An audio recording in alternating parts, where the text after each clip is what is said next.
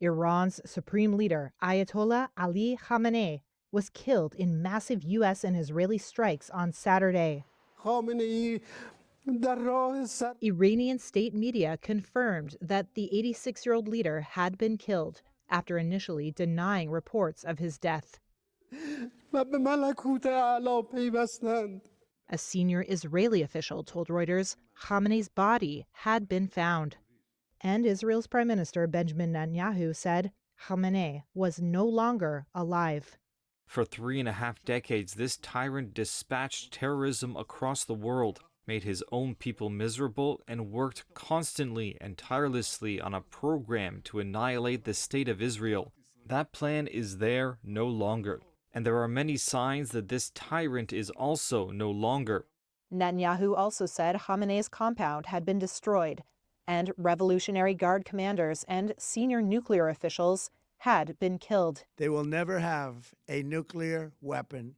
In an early morning address, Trump said the strikes on Iran were aimed at ending a security threat, and he called on Iranian security forces to lay down their weapons and invited the Iranian people to topple their government once the bombing ended.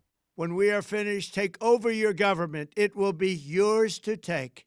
This will be probably your only chance for generations.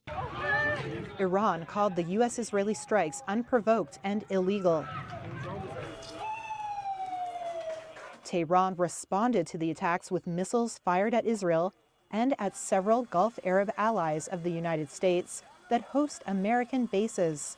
I don't see a diplomatic off-ramp. Burcu Oshelik is a senior research fellow for Middle East security at Britain's Royal United Services Institute. It's a huge gamble for all of the sides involved.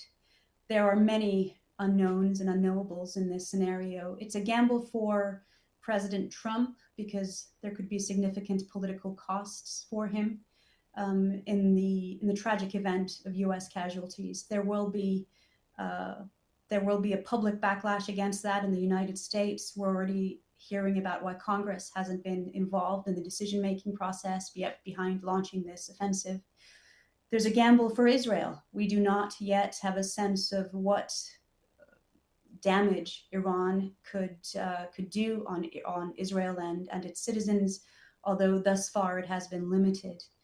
And it's a gamble for Iran, certainly. Explosions from Saturday's strikes caused widespread panic across the region. Eyewitness video showed heavy damage at a school in southern Iran, where dozens of people were reportedly killed in an Israeli airstrike. Reuters could not immediately confirm the death toll.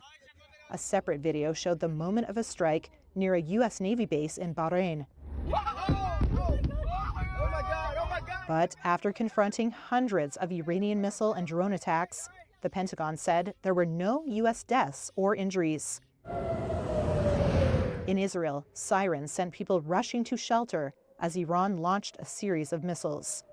Loud booms sounded in Abu Dhabi, and several blasts were heard in the business capital, Dubai, where one of the city's plush hotel districts was also hit. Tehran promised a stronger response to come.